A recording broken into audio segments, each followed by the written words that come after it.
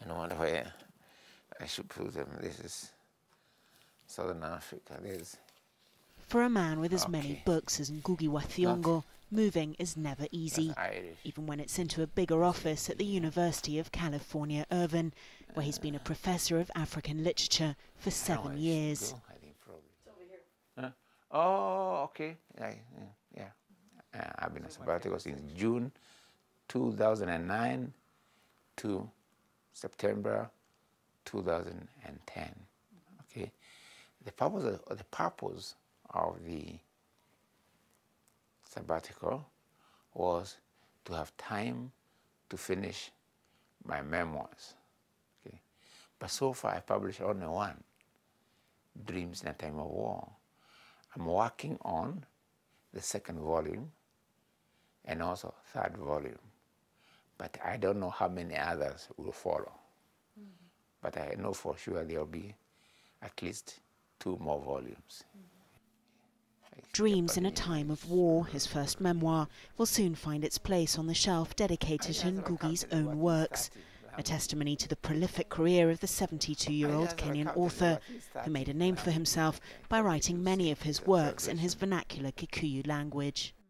There are translations to different languages. I don't have all the languages, but most of these are translations. Into Russian, for instance, into like this is into Finnish. Ngugi Wa Thiongo was born in a village in central Kenya in 1938, grew up during the Second World War, and then as a teenager witnessed the Mau Mau War for independence against the British colonialists, something that's been a big influence on his work and life. I have to remind people that colonialism is not something esoteric. It's not something that belongs to those other people there in Africa or Asia.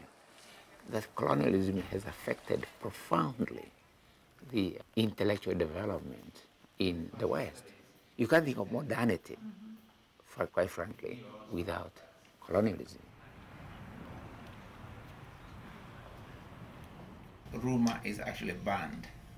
By law?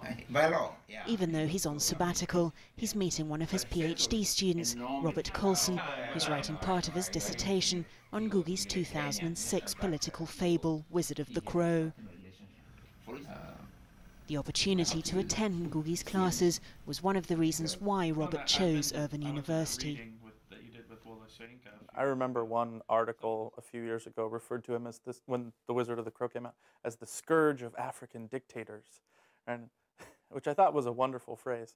And what's really wonderful, though, is to hear sort of his experiences, which he shares with his classes, and I'm excited about the memoir for the same reason that now it's written down. Although you are teaching, maybe teaching is actually the wrong word. It's mutual teaching and mutual learning. And one thing I do in my class all the time is to remind students that they too have a viewpoint. These are tangerines. We've eaten them for the... Ngugi lives with his wife Njeri and the younger of their children. She has tried to recreate some memories of home in their backyard. That's some mango tree. They're not in season yet. So I have a little bit of what we used to have in Kenya growing up. This is a quick lunch, not a big lunch. Ngugi was first jailed in Kenya in the 1970s and continued to be critical of the then regime after his release. Even though he's one of Kenya's best-known writers, he has never moved back since going into exile nearly 30 years ago. I was forced into exile. It's not what people say that there's some self-imposed or self-imposed. If I returned to Kenya during the Moi dictatorship, I probably would not be breathing today. Yeah. But after the defeat of the Moi dictatorship, I in fact declared that as far as I was concerned, my exile was over. Because now I can return to Kenya, I can visit Kenya, although I have to say that when my wife and I returned to Kenya for the first time, we were brutally attacked by armed gunmen. So I realized the forces that have always been against what I stand for in terms of creating a more humane society, that those forces are still very much, alive. That's Ooh, look at that. At 72 and with an eventful life behind him, Ngugi waited a long time to write his memoirs. It was his wife who finally convinced him that it was time. Oh my goodness, very well produced. I've wanted him to write this book for a long, long time. And he didn't seem to be comfortable with memoirs too much. But when our children, Thiong'o especially, when we were little, used to ask a lot of questions about Daddy's background and where did you go to school, what did you do, blah, blah, blah. And my husband was explaining that he had to walk a long, like 6 miles, or was it 6 miles or what? Quite a long distance. And our son turned around and said, "How come your mommy was so mean? Why wouldn't she drive you?" And I think that's when he had a true wake-up call, saying that I think I better do this for my children, my grandchildren. The book is likely to be appreciated by a much wider public than Ngugi's own family. Tonight, the author will have the opportunity to meet with some of his fans. As part of his promotional tour, he's giving a reading at the Los Angeles Public Library. I tackle long sentences that do not have illustrations. There's a passage that I read over and over again, and suddenly, one day, I started hearing music in the words. God has given the Gikuyu a beautiful country, abundant in water, food, and luscious bush. The Gikuyu should praise the Lord all the time, for he has ever been generous to them. Even when not reading it, I can hear the music. The choice and arrangements of the words, the cadence, I can't pick any one of the things that makes it so beautiful and long-lived in my memory. I realize that even written words can carry music that I loved in stories, particularly the choric melody. Thank you. This memoir is my first. Ngugi also entertained the audience with anecdotes about his life, such as how he wrote his pamphlet Devil on the Cross on toilet paper while in prison.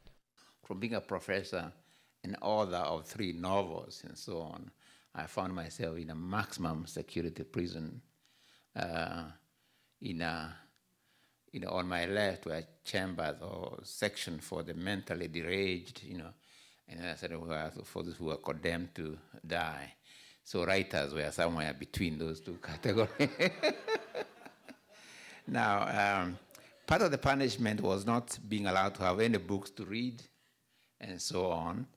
But they did give us, and I was never given a reason for my detention, by the way. I was never tried. I was just put in prison anyway. Now, but although they didn't give us paper, they gave us one thing, toilet paper, okay? But the toilet paper they gave us was not the smooth type you have today, So it was perfect for writing. I don't want to go into details, but anyway, they were more like, almost like this book square and rather hard. We suspected they were meant to punish prisoners, but they were very good writing material.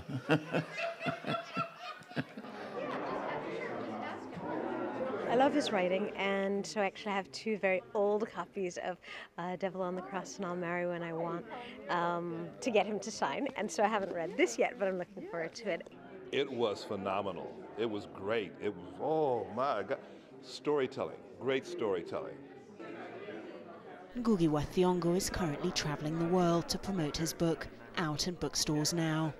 He's also hard at work on the 2nd volume of his memoirs.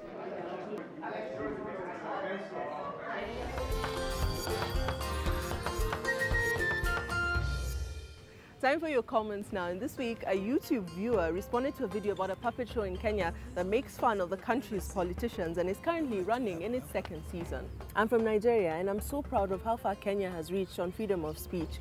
Try this in Nigeria and you might never be seen again. Well, you can post your comments online or email us at africa.journal@reuters.com.